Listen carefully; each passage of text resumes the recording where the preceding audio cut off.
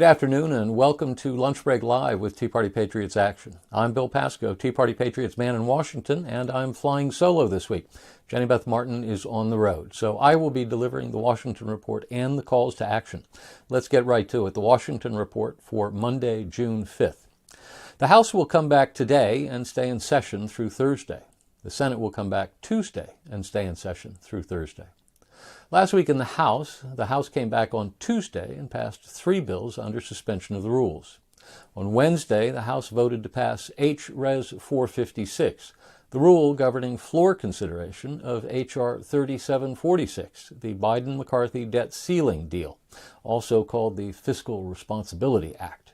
The rule vote was 241 to 187, with 29 Republicans taking the extraordinary step of voting against the rule. Then the House took up and passed a bill under suspension of the rules. And then the House took up and passed H.R. 3746, the Biden-McCarthy debt ceiling deal, about which we will speak more in a moment. The bill passed by a vote of 314 to 117, with 149 Republicans voting in favor and 71 Republicans voting against, and 165 Democrats voting in favor and 46 voting against. Then the House took up and passed another bill under suspension of the rules, and then they were done. This week in the House will return today with the first vote set for 6:30 p.m. At that time, the House is scheduled to take up 8 bills under suspension of the rules. On Tuesday, the House will take up H.R. 1615, the Gas Stove Protection and Freedom Act. This bill would prevent the Consumer Product Safety Commission from using federal funds, 1, to regulate gas stoves as a banned hazardous product, or 2, issue or enforce a product safety standard that prohibits the use or sale of gas stoves or substantially increases their price. On Wednesday, the House will take up H.R. 1640, the Save Our Gas Stoves Act. That's a bill that would prohibit the Secretary of Energy from finalizing, implementing, or enforcing the proposed rule titled Energy Conservation Program, Energy Conservation Standards for Consumer Conventional Cooking Products. The House will also consider H.R. 288, the Separation of Powers Restoration Act of 2023, a bill that would modify the scope of judicial review of agency actions to authorize courts reviewing agency actions to decide de novo, that is, without giving deference to the agency's interpretation, all relevant questions of law. On Thursday, the House will take up H.R. 277, the REINS Act of 2023. This bill would mandate that a major rule may only take effect if Congress approves it, and defines a major rule as a rule that has resulted in or is likely to result in 1.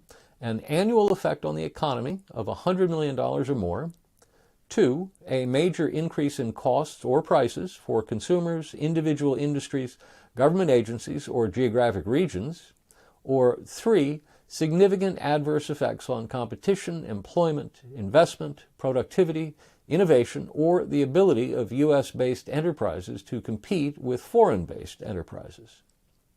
Last week in the Senate came back to work on Tuesday and voted to confirm Darrell James Papillon to be a U.S. District Judge for the Eastern District of Louisiana. On Wednesday, the Senate agreed to proceed to H.J.Res. 45, a Congressional Review Act resolution of disapproval of the rule submitted by the Department of Education relating to waivers and modifications of federal student loans, otherwise known as President Biden's unconstitutional student loan debt bailout scam. On Thursday, by a bipartisan vote of 52 to 46, the Senate passed that joint resolution. Democrats Joe Manchin of West Virginia and John Tester of Montana, and Independent Kyrsten Sinema of Arizona, crossed party lines to vote with Republicans to pass the resolution overturning Biden's student loan debt bailout scam. In doing so, a bipartisan majority in the Senate joined with a bipartisan majority in the House to reject the Biden bailout scam. Then, in a kabuki theater exercise, the Senate brought up amendments to H.R. 3746. For the next 3 hours, the Senate considered 10 amendments. Each amendment was offered for no reason other than to satisfy the whim of some senator or other, because leadership of both parties had already determined there wasn't enough time to actually consider amendments. If a single one had passed and had altered the underlying resolution, the amended bill would have had to be sent back to the House for consideration, and they just didn't have time for that. So 10 amendments were offered and voted on and defeated. Then the Senate voted on H.R. 3746 as unamended, and the bill passed by a vote of 63 to 36, with 17 Republicans voting in favor and 5 Democrats voting against. And then they were done. This week in the Senate, they'll return Tuesday with the first vote set for 5:30 p.m. At that time, the Senate will proceed to a roll call vote on cloture on the nomination of David Crane to be Undersecretary at the Department of Energy. Then, based on the Majority Leader's cloture filings, I anticipate we'll see votes on the nominations of Dale E. Ho to be a U.S. District Judge for the Southern District of New York, and Dilawar Syed to be Deputy Administration of the Small Business Administration. In addition, we may see action on legislation dealing with competition with China, artificial intelligence, prescription drug costs, and/or rail safety. Now to a DHS grant program that targets conservatives. 1 week ago Thursday, Fox News reported that a Department of Homeland Security grant program overseen by Secretary Alejandro Mayorkas had made 80 grants totaling almost $40 million to universities and other entities that, under the guise of preventing terrorism, lumped Republican, conservative, Christian, and Tea Party groups in the same category as Nazis. The report was based on documents uncovered by the Media Research Center, the MRC, through a Freedom of Information Act request. MRC outlined its findings in a report that argued that criminal prosecution is warranted. Said MRC founder and president Brent Bozell, quote, "This terrorism task force is engaged in an active effort to demonize and eliminate Christian, conservative, and Republican organizations using federal tax dollars. What we've uncovered calls for criminal prosecution. The American people need to know those who are abusing their positions in the federal government will be held accountable for their criminal behavior," end quote. DHS's Targeted Violence and Terrorism Prevention Grant Program, that is TVTP, provides funds to non-government actors, quote, "to establish or enhance capabilities to prevent targeted violence and extremism," end quote. What that appears to mean in practice is that DHS is using our taxpayer dollars to fund radical left-wing university professors and political activists who seem to believe and argue that conservatives and Christians and Tea Party groups deserve to be equated with neo-Nazi paramilitary organizations. On Friday, Congressman Andy Biggs of Arizona sent a letter co-signed by 15 other House Republicans to Secretary Mayorkas, strongly urging Mayorkas and DHS to stop their pursuit of political opponents. Stay tuned. More on the Biden crime family saga. 1 week ago Wednesday, IRS whistleblower Gary Shapley, a 14-year veteran of the agency, outed himself publicly, sitting for an interview with CBS News. Shapley, it turns out, is one of the IRS whistleblowers we've recently heard complaining about political influence over the course of an investigation of a high-profile, controversial individual reported to be Hunter Biden. Shapley told CBS he became so concerned about prosecutors' handling of his investigation that he felt duty-bound to sound alarms. Quote, "There were multiple steps that were slow-walked, were just completely not done at the direction of the Department of Justice," Shapley said. "When I took control of this particular investigation, I immediately saw deviations from the normal process. It was way outside the norm of what I'd experienced in the past," end quote. 2 days later, Shapley testified to the House Ways and Means Committee for 6 hours about his allegations of a cover-up in the investigation of Hunter Biden. The IRS recently removed Shapley and 12 of his subordinates from the case. On another front, House Oversight and Accountability Committee Chairman James Comer came to an agreement with FBI Director Chris Wray. At issue is a document in the possession of the FBI called an FD 1023, which is a standard form used by the agency to document information from confidential human sources. In this case, Comer believes the FBI has an FD 1023 memorializing an allegation from a confidential human source that, as Vice President, Joe Biden accepted a bribe in exchange for a policy action. Comer's committee subpoenaed the document weeks ago. For weeks, Wray refused even to acknowledge the existence of the document. Comer threatened and threatened, and finally, Wray concluded that allowing Comer to see the document would be better than being cited for contempt of Congress. So on Monday, that is today, Wray will bring the document to Congress. There, Comer and the committee's ranking minority member, Jamie Raskin of Maryland, will see the document and receive a briefing on what the FBI has done to follow up on the allegation contained therein. And the saga moves forward. Now to the debt ceiling. When last we spoke, Speaker Kevin McCarthy had pulled off what many on the left had thought impossible. He had navigated a significant debt ceiling increase with significant spending reforms through the House. That scrambled Democrats' plans. They had been counting on McCarthy not being able to do so, which would have left him with no negotiating strength. Instead, his success in moving the Limit, Save, Grow Act through the House gave him chips to sit at the table with President Biden. After more than 3 months of refusing to enter into negotiations, Biden was going to have to sit down and talk. And then we got a pile of junk called the Fiscal Responsibility Act. Let me tell you, the Fiscal Responsibility Act is no more fiscally responsible than the Inflation Reduction Act reduces inflation.